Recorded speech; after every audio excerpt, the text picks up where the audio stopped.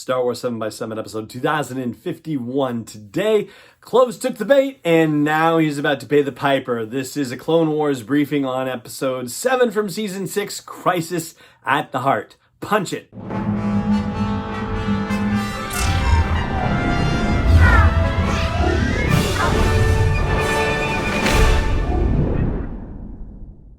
Hey Rebel Rouser, I'm Alan Voivod, and this is Star Wars 7x7. Thank you so much for joining me for this episode. So here we go, the end of the second story arc in Clone Wars Season 6, Crisis at the Heart. And it kicks off, oh by the way, this is a full spoiler briefing, so you know. So it kicks off with Rush Clovis taking over control of the bank. He says he doesn't want to control it, he's just hoping to maintain order, which is all well and good. This transfer of power is being witnessed by a Separatist senator and a Republic senator, in this case, Senator Amidala, and everything seems to go swimmingly enough until Count Dooku comes calling and says, hey, it's time for me to cash in that favor I did for you by showing you where those hidden bank accounts were. And Clovis, to his initial credit, says, nope, can't do it. I'm neutral. This is not supposed to be affected by Separatists or Republic or anything. And Dooku says, well, fine, I'll tell him where you got the info, and then you're going to be sunk. And Clovis says, nah, I'm going to tell him. Which, okay, maybe he will, maybe he won't. But then Dooku says, well, fine, then I'm going to stop paying the interest on the Separatist loans. And Rush is like, no, the banks are going to collapse if you do that. And Dooku says, oh, well, there's an easy solution for that. Raise the interest rates on the Republic. Great. Fantastic. And also not at all unilateral, right? Of course it is.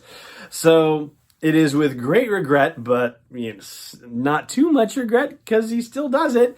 He says, yeah, effective immediately, we're raising taxes on Republic loans, much to Senator Amidala's chagrin, surprise, and disappointment. And even though she's like, Clovis, he utterly ignores her and just bails in the situation. So, yeah, people in the Republic are none too happy about this, and it gets even worse when Dooku arrives with an invasion force and decides, oh, he's going to take over Scipio, or at least make it look like he is going to do that. And he shoots up all the Republic forces there, leaving Padme Amidala trapped and captured. So it basically looks like Clovis took over and then betrayed the Republic, and then the Separatists said, okay, we're not goofing around, we're making it official, we're establishing a presence on Scipio, a military presence.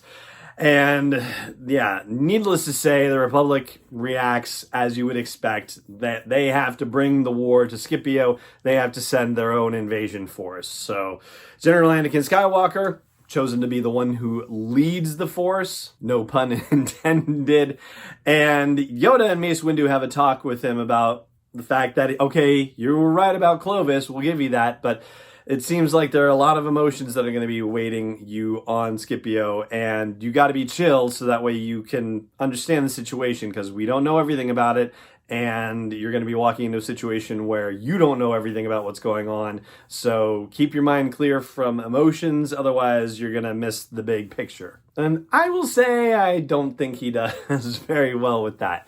Meanwhile, Amidala is supposed to be arrested and sees that Count Dooku is involved in this whole scheme, much to her shock. But the Separatist senator says, yeah, the Separatist Senate is not going to like this whole situation. So meanwhile, Padme attacks a battle droid trying to hold her captive, grabs his blaster. Dooku force pushes her to the side, or pushes her arm to the side, and then pulls the trigger for her, making her shoot the Separatist senator. Oh man, that's pretty dastardly. So now it looks like, oh, the Separatist Senate is really going to be unhappy about this situation and support the whole war effort because he just made it look like Padme shot a senator. Not good at all. Ultimately, the Republic arrives with a huge invasion force and is able to overwhelm the Separatist fleet. Dooku says, we've done what we need to do, let's bail. And his, commander droid is like, or his tactical droid is like, we have forces on the surface, and Dooku says, leave them. So nice. It reminds me, I think it was in, is it in Myths and Legends, the George Mann book, about the droid that stood up to General Grievous or something like that? It makes me think of that particular story and how droids are experiencing these tremendous losses at the hands of orders from human beings and how they must be reacting overall. But I digress. So as they send a detachment, a squadron, a what have you, down to the surface, the Republic does, to try to rescue Padme, Anakin leaves the clone troopers to deal with the droids and goes to find where Clovis is. Clovis actually takes Padme hostage, which just doesn't seem like the right thing to do. And of course, that only makes Anakin more upset. And so he's not able to grill Clovis about, well, what's really going on here, when he's going, you don't understand, I had no choice, and all these other excuses and whatnot.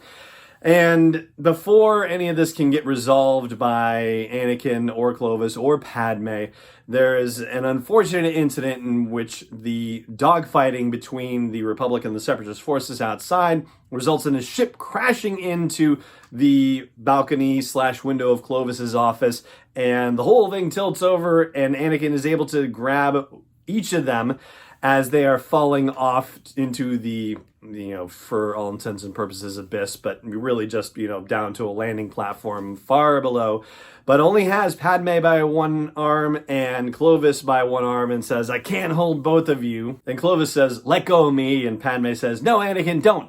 I don't know how he's supposed to resolve that one, especially when probably the only thing he wants to do is let go of him. And ultimately, he tries to lift them both up. He tells them to try to climb, and Padme says, I am trying, but she's not able to do it. So Clovis says, I'm sorry, Padme, because that's how he pronounces it, and lets go himself and plummets to his death, which is, very sad in its way. But Anakin is able to pull Padme up, and she says, I'm sorry, I'm so sorry. And he says, it's over now. And so they cuddle together as war rages on around them. And what is the result of all of this drama? Well, I'll tell you right after the break. Stay tuned.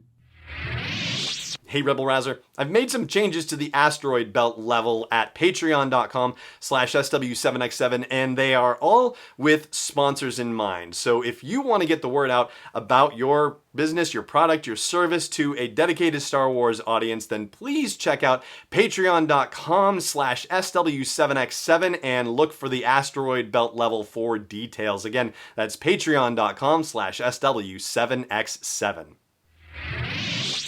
Welcome back. So the result of all this drama is that the Mune government cedes control of the banking system to the office of the Supreme Chancellor of the Republic.